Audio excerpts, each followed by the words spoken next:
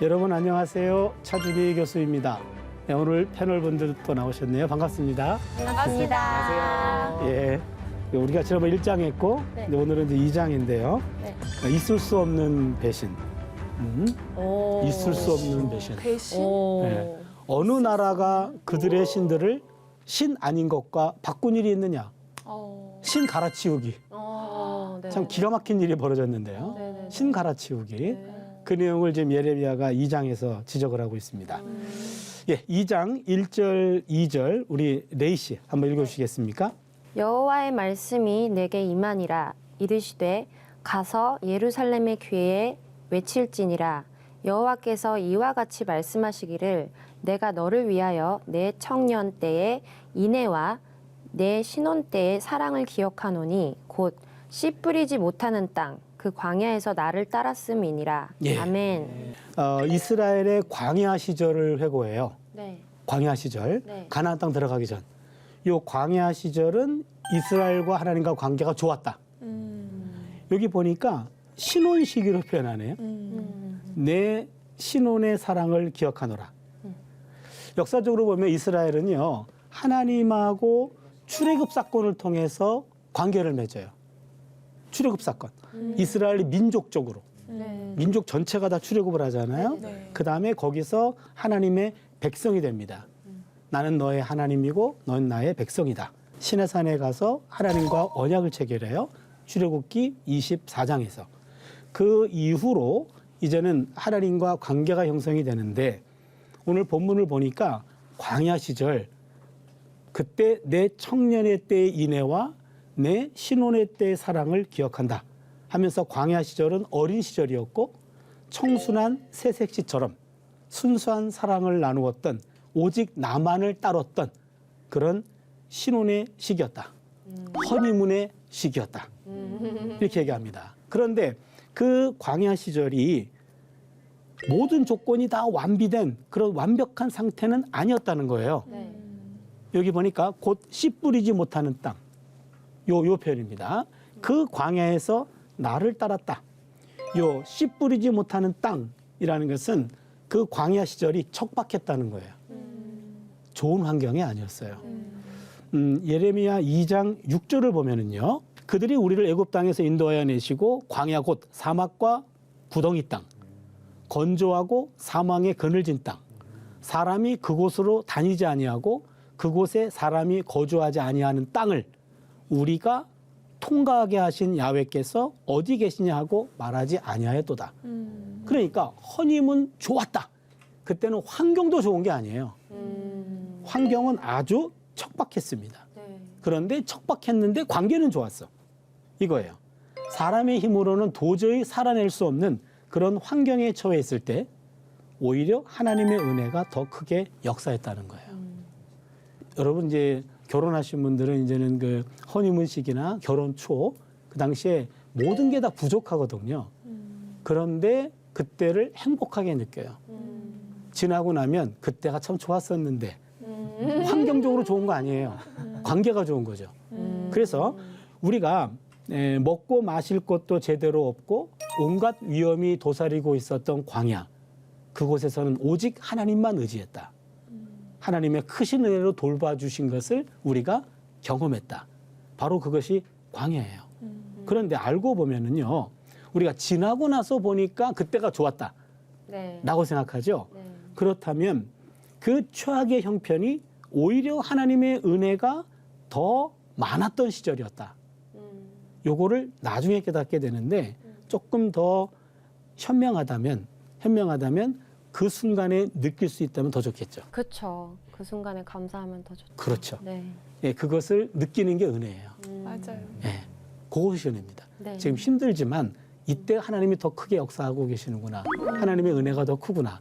그거를 느끼는 거죠. 그래서 지금 예레미야가 2장에서 우리가 광야 때는 너무 좋았지 그 얘기하는 거예요. 네. 환경은 좋지 않았지만 관계는 좋았지 이 얘기합니다. 네.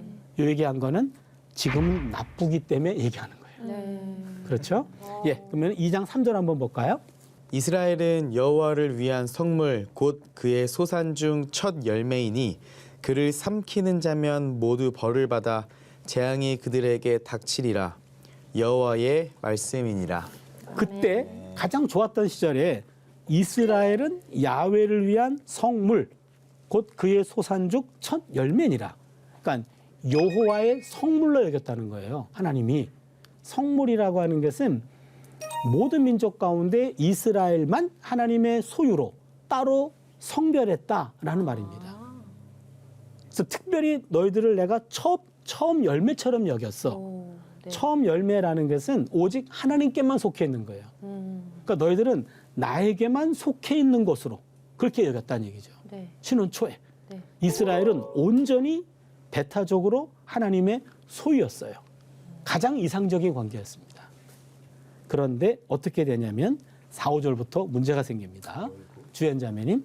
야곱의 집과 이스라엘의 집 모든 족속들아 여호와의 말씀을 들으라. 나 여호와가 이와 같이 말하노라. 너희 조상들이 내게서 무슨 불의함을 보았기에 나를 멀리하고 가서 헛된 것을 따라 헛되이 행하였느냐. 예, 여기 보니까 지금 야곱 집과 이스라엘 집 모든 족속들아. 야곱이라고 하는 것은 12지파의 시조죠. 네. 그렇죠. 그래서 야곱이라고 하는 것은 이스라엘 역사의 시작을 말해요. 그리고 이스라엘 집이라고 하는 것은 당시 유다와 예루살렘 사람들이에요. 그래서 과거의 사람과 현재의 사람 모두를 향하고 있는데 여기 중요한 것은 망한 이스라엘. 북이스라엘은 망했죠. 네. 북이스라엘은 722년에 망하고요. 남유다가 587년에 망해요. 그래서 722년에 이미 망했어. 100년 전에. 예레미야는 627년 사람이니까. 네. 그렇죠? 100년 전에 망했던 북이스라엘 사람들까지도 선포의 대상으로 보고 있어요. 그래서 북이스라엘과 지금 남유다. 그래서 예언자의 메시지는 과거와 현재를 모두 아우르고 있는데 너희 조상들이 내게 무슨 불의를 보았길래 5절을 보니까는요. 나를 멀리하고 가서 헛된 것을 따라 헛되이 행하였느냐. 여기 헛되다. 성경 어디서 많이 나오죠? 전도서. 그렇죠. 전도서. 모든 것이 헛되고 헛되니 모든 것이 헛되도다. 이게 헤벨. 아, 네네. 헤벨. 네. 원어로 헤벨이거든요. 네네. 헤벨. 네. 이렇게 됩니다. 그런데 이 헤벨이라고 하는 말은 허무, 바람, 무의미 이런 거예요. 허무하고 바람 같은 것고 그리고 무의미한 것을 따르다가 너희도 허무하게 되었다. 헤벨을 따르다가 헤벨을 행하였느냐 이거죠. 근데 요 헤벨이라고 하는 말은 이게 바알이라고 하는 말과 발음이 비슷해요. 그래서 여기서 예레미야가 말하는 헤벨이라고 하는 말은 너희들이 헛된 것을 따라서 헛되이 행하였다. 바알을 말하고 있어요.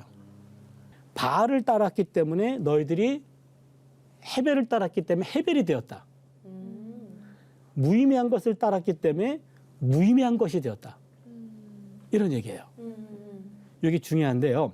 사람들은 자신이 섬기는 신에 의해서 그의 삶이 결정돼요. 네. 최고의 가치를 두는 사랑. 그 대상이 그 사람의 가치관을 결정해요. 그렇겠죠. 그래서 바알은 물질과 풍요신입니다. 물질과 풍요예요. 그래서 현대 물질 문명의 사람들에게는 거의 물질과 풍요가 거의 신이죠. 그럼 현대판 바알을 따르는 겁니다. 그래서 바알은 구약 성경에서만 제한된 것이 아니에요. 바로 오늘의 바알은 여전히 살아서 역사하고 있어요. 그게 바로 물질입니다.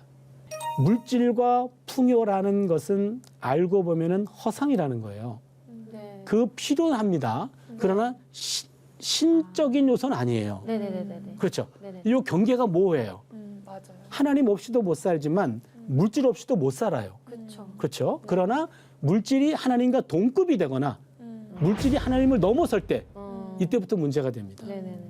사실 우리 내면에는 이 물질이 거의 신과 동급을 차지할 때가 많아요. 맞아요. 때로는 그 위로 갈 때가 또 있어요.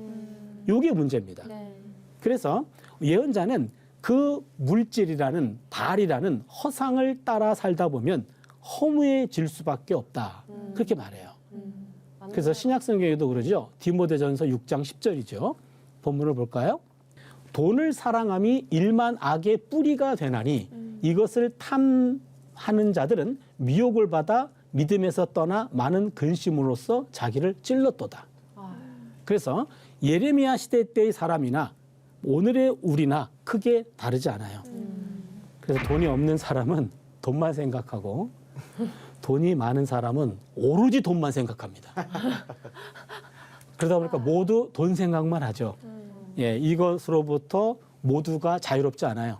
이렇게 말하는 저도 자유롭진 않습니다. 네. 그러나 이것들을 늘 갈등 속에서 돈이 전부는 아니고 하나님 아래 있다. 라고 하는 것을 계속해서 자기에게 암시하는 거죠. 네. 그래야지만 나를 지킬 수 있는 겁니다. 네. 그러니까 고대 이스라엘 유다 사람들은 그거를 지키지 못했다. 그래서 헛된 것을 따르다가 헛된 것이 되었도다. 네. 예, 그다음에 2장 6절 7절입니다. 레이 자매 한번 봐주실까요? 그들이 우리를 애굽 땅에서 인도하여 내시고 광야 곧 사막과 구덩이 땅 건조하고 사망의 그늘진 땅 사람이 그곳으로 다니지 아니하고 그곳에 사람이 거주하지 아니하는 땅을 우리가 통과하게 하시던 여호와께서 어디 계시냐 하고 말하지 아니하였도다. 내가 너희를 기름진 땅에 인도하여 그것의 열매와 그것의 아름다운 것을 먹게 하였거늘 너희가 이리로 들어와서는 내 땅을 더럽히고 내 기업을 역겨운 것으로 만들었으며. 예. 아멘. 여기 6절에 보니까 아까 제가 읽었듯이 그런 척박한 광야의 시절을 보냈어요. 보냈지만 하나님이 그것을 통과하게 하셨단 말이에요. 네. 그렇죠? 네. 통과하게 하신 하나님 야훼께서 어디 계시냐 하고 말하지 아니하였느니라. 그러니까 그들이 하나님을 찾지 않았다는 거예요. 그 척박한 광야의 땅을 인도해 주신 하나님. 네. 그 척박한 광야의 땅이 좋은 환경은 아니니까요. 그렇죠. 그러나 관계는 좋았어요. 네, 그렇죠? 네. 관계는 좋았는데 거기서부터 인도해 내셨어. 좋은 땅으로. 네. 근데 그 하나님을 너희들이 더 이상 찾지는 않았다.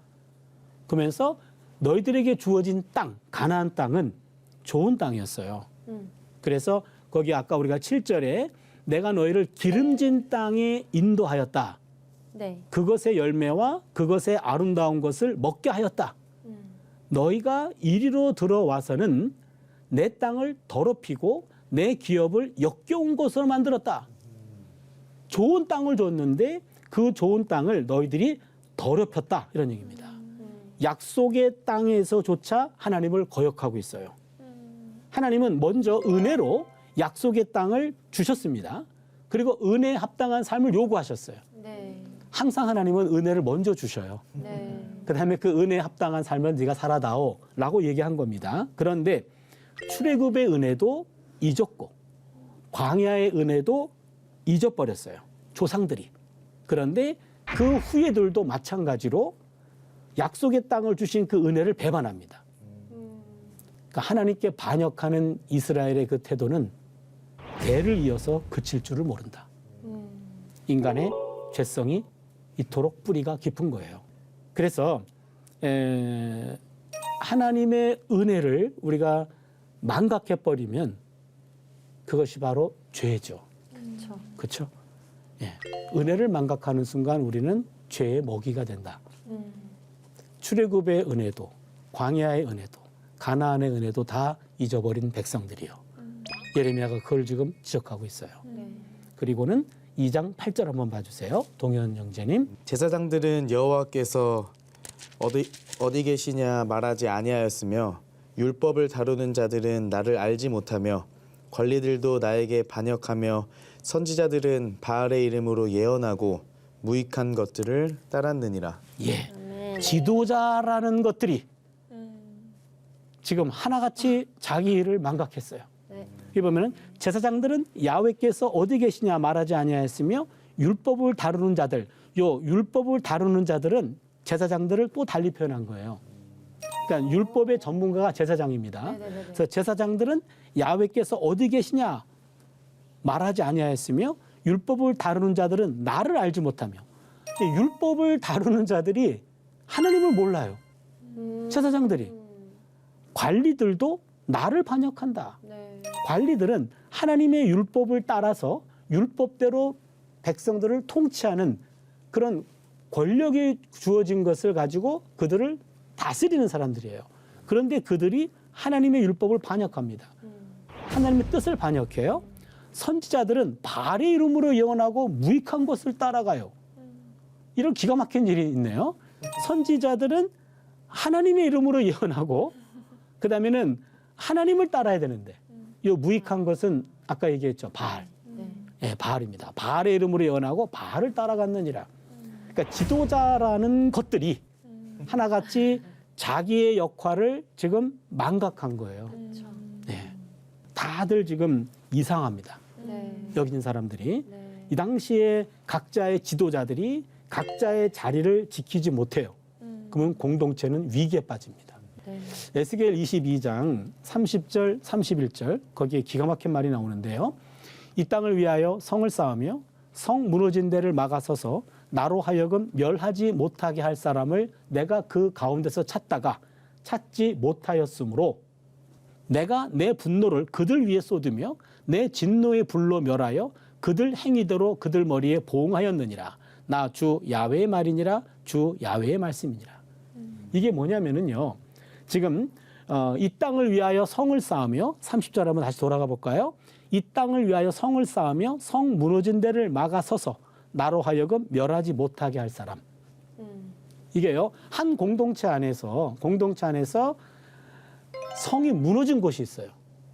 무너진 곳이 있다면 그 무너진 곳을 막아설 자가 있어야 돼. 막아서야지 그 무너진 곳으로부터 들어오는 하나님의 심판을 막을 수가 있어요. 근데 여러분, 요 성 무너진 데를 막아서서 나로 하여금 멸하지 못하게 할 사람, 그 사람이 지도자들이에요. 그런데 그놈의 지도자들이 하나같이 자기 자리를 이탈했어요. 원래 지도자들은 자기 자리를 지키고 남이 지키지 못한 무너진 곳까지 막아서야 돼. 근데 지 자리도 무너뜨렸어. 남의 자리는 관심도 없어요. 이래서 나라가 망하겠다. 라고 에스겔이 말하는데 지금 예레미야 시대나 에스겔 시대나 마찬가지입니다. 어느 시대건 지도자들이 바로 서야 돼요. 지도자들의 올바른 지도력이란 뭐냐면 지도자는 자신과 자신이 속한 집단의 이익을 뒤로 하고 하나님의 뜻을 우선적으로 받드는 지도력이어야 돼요. 내가 속한 그 공동체의 이익만이 아니라 하나님의 뜻이 우선입니다. 교회이건 국가이건 간에 마찬가지입니다. 지도자의 탐욕이 죽어야 공동체가 살아요. 지도자가 희생해야 공동체가 살아요. 지도자만 살면 공동체를 망합니다. 네, 이 시대는 지도자만 물질을 따라서 지금 다 타락했죠. 그래서 나라가 지금 망할 수밖에 없다라고 예레미야가 말하고 있는 겁니다. 그러면서 더 기가 막힌 말이 나오는데 9절, 12절 주연자매 한번 읽어주시겠어요? 그러므로 내가 다시 싸우고 너희 자손들과도 싸우리라. 여호와의 말씀이니라. 너희는 깊딤 섬들에 건너가 보며 게달에도 사람을 보내 이 같은 일이 있었는지를 자세히 살펴보라. 어느 나라가 그들의 신들을 신 아닌 것과 바꾼 일이 있느냐. 그러나 나의 백성은 그의 영광을 무익한 것과 바꾸었도다. 너 하늘아 이 일로 말미암아 놀랄지어다 심히 떨지어다 두려워할지어다 여호와의 말씀이니라. 여기 보면은요. 지금 19절에 그러므로 내가 다시 싸우고 너희 자손들과 싸우리라. 여기 싸우다라는 말은 히브리 말로 리브라는 말인데 이게 소송을 걸다라는 말이에요. 그러니까 하나님이 당신의 백성을 향해 소송을 걸겠다. 내가 소송하겠다. 그러면서 어떤 내용이냐면 10절을 보니까 기띔 섬들에 건너가 봐라. 게달에도 사람을 보내. 이와 같은 일이 있었는지를 자세히 살펴보라. 여기 기띔 섬이라고 하는 것은 오늘날의 키프로스 섬이에요. 키프로스 섬은 이 팔레스타인 지역에 있다면은 왼쪽에 있는 섬이에요. 키프로스 섬. 그렇기 때문에 무슨 얘기냐면 이스라엘을 중심으로 서쪽 끝을 가봐라. 서쪽 끝. 그 다음에 여기 있는 게달이라고 하는 것은 이것은 시리아 아라비아 광야에 거하는 아랍 부족이에요. 동쪽 끝이에요. 그러니까는 서쪽 끝을 보고 동쪽 끝을 가보아라. 동서로 끝까지 한번 가봐라.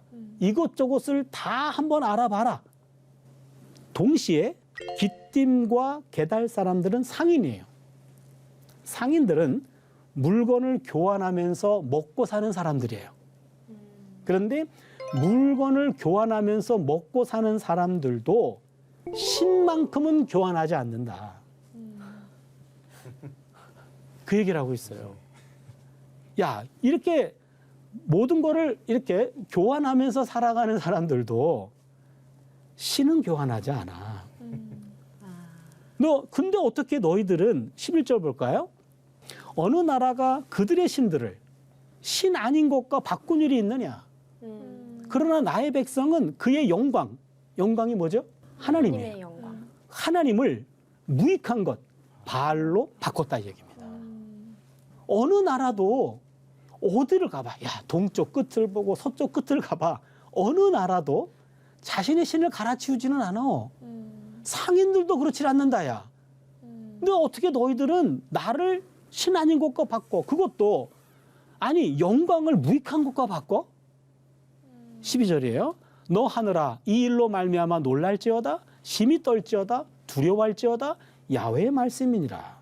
이것도 뭘까요? 왜 죄 없는 하늘이 언급되나요? 하늘은 뭘까요? 뭘까? 예. 창조 이후에 세계 역사와 이스라엘 역사를 지켜보고 있었던 하늘. 네.